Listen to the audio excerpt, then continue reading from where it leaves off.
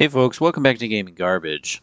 We haven't talked about the Switch 2 for a while, but it's kind of like starting to hit its own roadblocks, and I was kind of worried about this, at least for the Nintendo company. It's not like I got a bleeding heart for them or anything, but like the Switch 2, it's been pretty controversial as we know, but it is starting to have an issue that I think we are now already starting to see. So it is quite the miracle with what it's able to do, but what we know with benchmarks is that it's roughly around kind of the Series S in some capability, and even worse in some capability, at least on the hardware side when we're comparing Series S versus the Switch 2. When we add the upscaler capability of DLSS, whatever version they have, it drastically improves things, and we get these 4K images and also ray tracing, which the Series S doesn't have or really struggles with.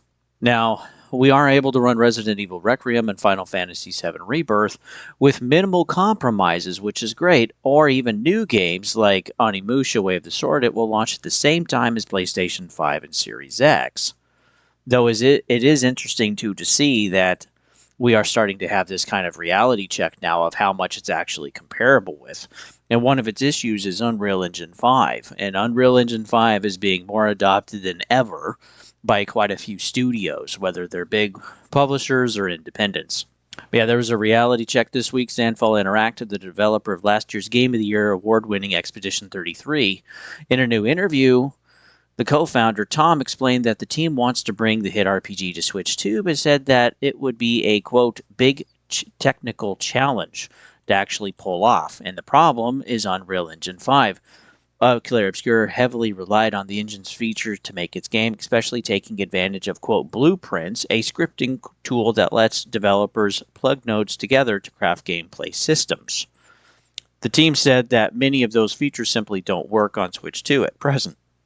They're introducing features like Lumen Light now, which is easier to run than the standard Lumen, just for Switch 2.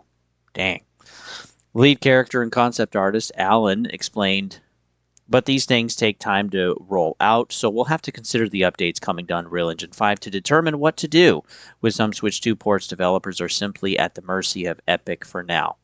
And again, this is because a lot of developers are using that Unreal Engine. This is not the first example.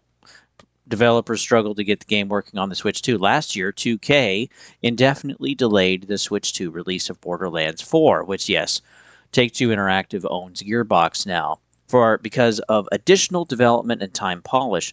Closing in on 1 year later, we haven't heard a peep about it since, though they have said that it's not canceled.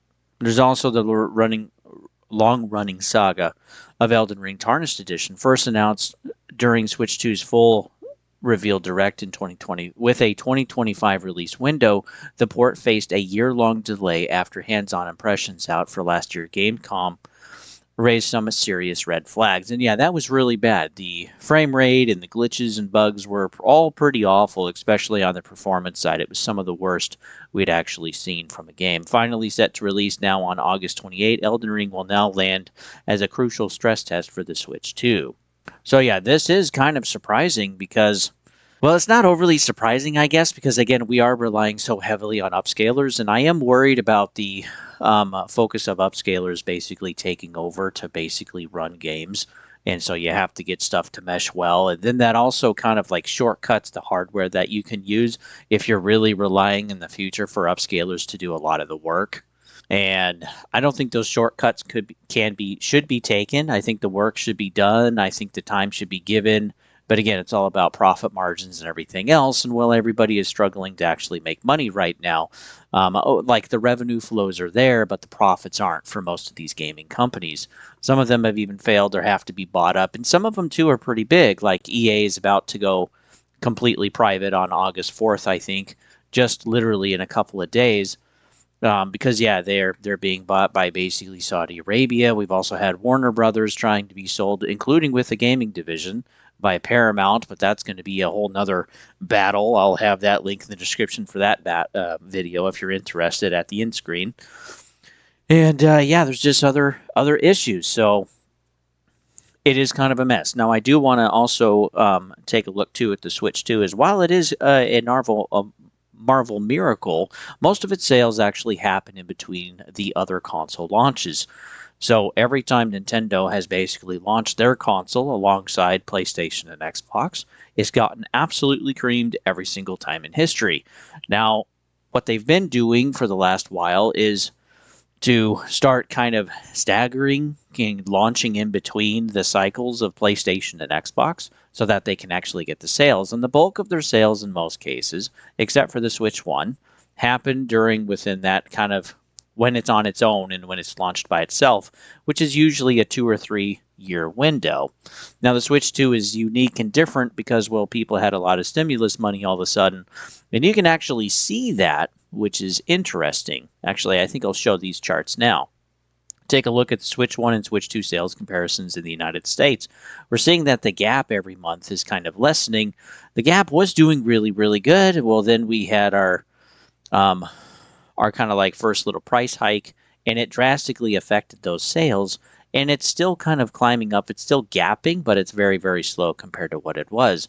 We're also taking a look too at the first 13 months. Again, this is monthly US sales. And well, that little spike that we have kind of around the holiday is not actually kind of what we would expect. It was a lot smaller than it normally was. And when we take a look at the big overall with 101 months, that's crazy. We're still seeing that sales are happening for the Switch 1, which they raised the price on that anyway, but people are still buying it. And the Switch 2 is getting really close to actually crossing, which is not what you want because it shows that it's not keeping up with sales for the Switch 1. And I think that's ultimately going to happen anyway. I think it'll stagger, and then when we get here, I think it's actually going to cross through that mark for the Switch 1 when we get to that next holiday. So this is the first holiday, and these are not perfectly matched up. They're a few months off, that's why there's difference here. But yeah, this little rise up each time is holiday. And we got to see too during this expansion that there was some really good growth, and then it kind of curtailed off. Well, that's when kind of the stimulus money from COVID actually ran out. And well, now we don't even have any of that stimulus money. The economy is in the tank. Everything is more expensive, including the Switch 2 has already had a price increase. And we're going to be looking at having a price increase again. Japan has already had theirs. It's drastically affected sales. We're going to take a look at that. And then, too, we're looking at having price increase basically for everybody else as of September 1st. That's in a little bit less than a month. So I do think Switch 2 sales are going to have a hard time because, again, the games are generally not great. There's a lot of reliance on third party, which people do not want third party because of the whole keycard situation. And then two, just the price. The value doesn't seem like it's there. And then all of the DRM stuff, digital rights management that Nintendo has over the Switch 2 is also not helping. Bad news is not always good news. I'll say it that way. So yeah, the Switch 2, excuse me, I think definitely has an uphill battle. And the other thing that I wanted to share is actual sales here. So Switch 2 sales compared to the same month a year ago are down for about 4.5 million. So the sales have drastically fallen off already. And I don't think that's because of the Switch itself necessarily, or because of like other hardware or whatever. I think it's just the affordability. Again, they've had to raise prices because everything is costing so much with the whole AI data center thing. And it doesn't look like it's really going to get any better this decade. We're going to have to wait for like 2030s maybe. And yeah, it's just not good. It's overall not good, but that is a pretty drastic decrease from what we would kind of expect. Now, launched was very, very good. Okay, it was over 5 million units.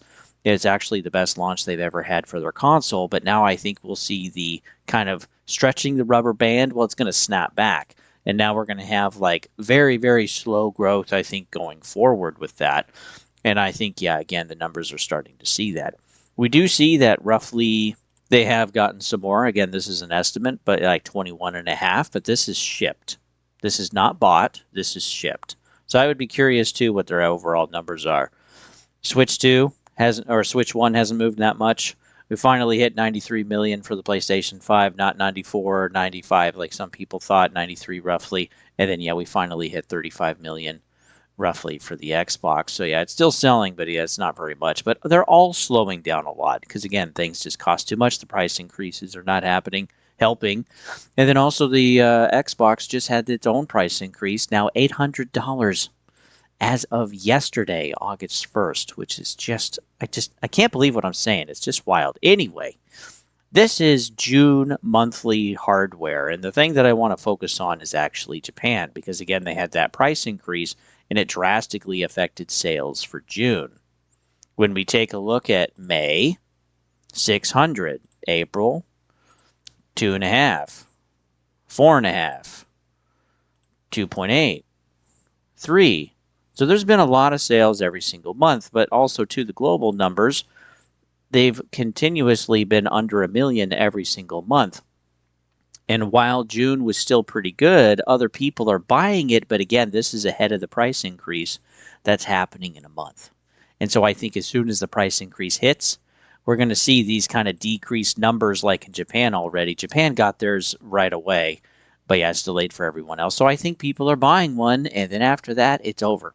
We're going to see probably 500,000 a month or less than that. I don't think people are really going to buy it. And the Switch 2 is really going to have an uphill battle now, I think. Let's go back to this other chart. Because, yeah, to try to have trend with this, of course, like this is the best selling they've ever had. Like this is this is basically 550 million more consoles sold than the Wii, which was, again, their best actual console. But yeah, the Switch 1 was a really good time. The games are really good. The value and affordability was definitely there, but all of that just kind of feels missing right now with the Switch 2. And so, yeah, I think we'll cross basically when we get to the next holiday, and we're going to cross right here.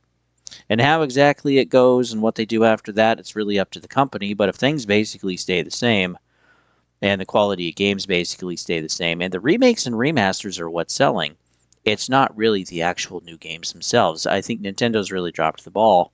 And again, graphics do not win you sales. It's the overall package, it's the value.